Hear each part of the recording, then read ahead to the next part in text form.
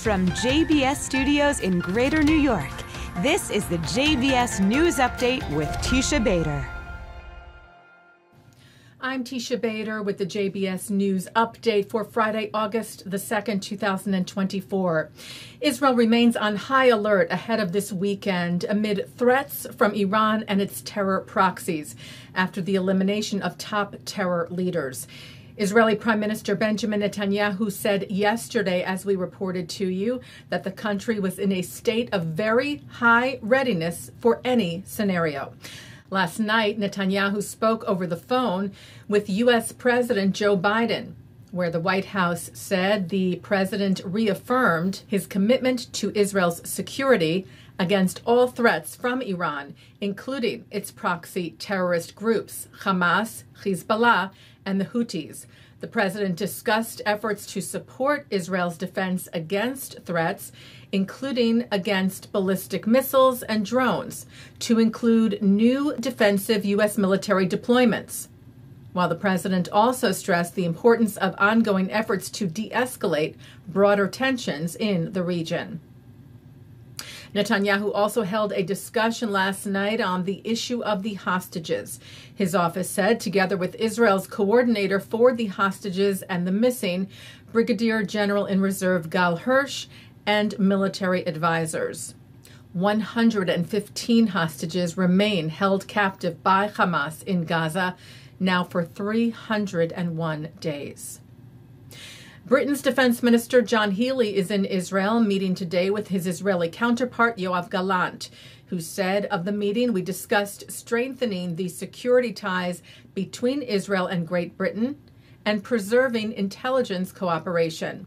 Gallant saying, "I emphasize the importance of creating a coalition to defend Israel against Iran and its proxies, especially these days. This is a necessary action for the stability of the Middle East and the entire world."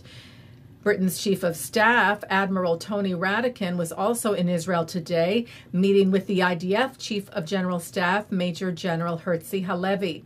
The IDF saying the commanders held a situational assessment in which they discussed strategic security issues and cooperation in the region. Rocket alert sirens sounded today in the Kiryat Malachi area in southern Israel, and the IDF said one rocket launched from Gaza was detected that crossed from the south of the Gaza Strip and fell in an open area in the Kiryat Malachi area. No injuries were reported.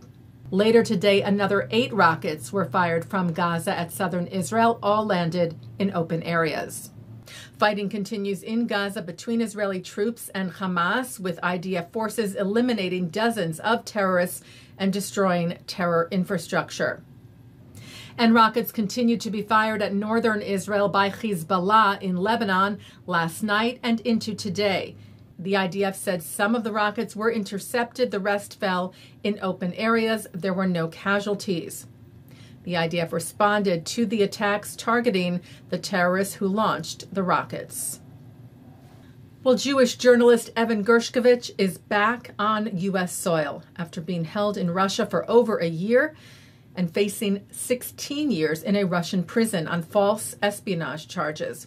Gershkovich, along with 2 other Americans, U.S. Marine Paul Whelan and fellow journalist Alsu Kurmasheva, were released in a large prisoner swap deal with Russia. They arrived at Joint Base Andrews in Maryland last night, greeted by President Biden, Vice President Kamala Harris, and of course, their families. Team Israel won its 3rd medal at the Olympics in Paris today, courtesy of Israeli judoka Raz Hershko, who won a silver in the women's over 78 kilo weight class. Yesterday, Jewish Australian Jemima Montag took bronze in the 20-kilometer race walk in Paris, her first career Olympic medal. And Jewish Australian athlete Jessica Fox won her 2nd gold on Wednesday in the canoe single, her 6th career medal. Fox is now the most decorated Olympic canoe slalom competitor ever, and among the top Jewish athletes to medal at the Olympics.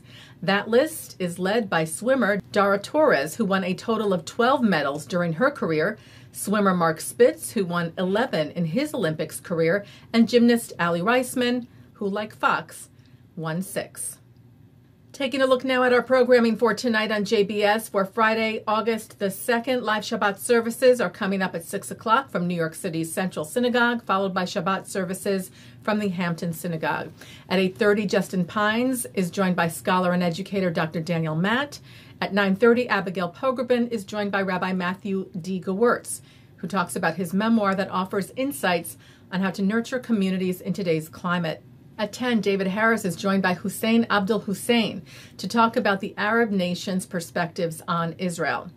At 10:30, a replay of the Hampton Synagogue services, followed by a replay from Central Synagogue. And coming up next, a look at this week's Torah Portion. And that's the JBS News Update for Friday, August the 2nd, 2024. I'm Teisha Bader. Shabbat Shalom. Am Yisrael Chai.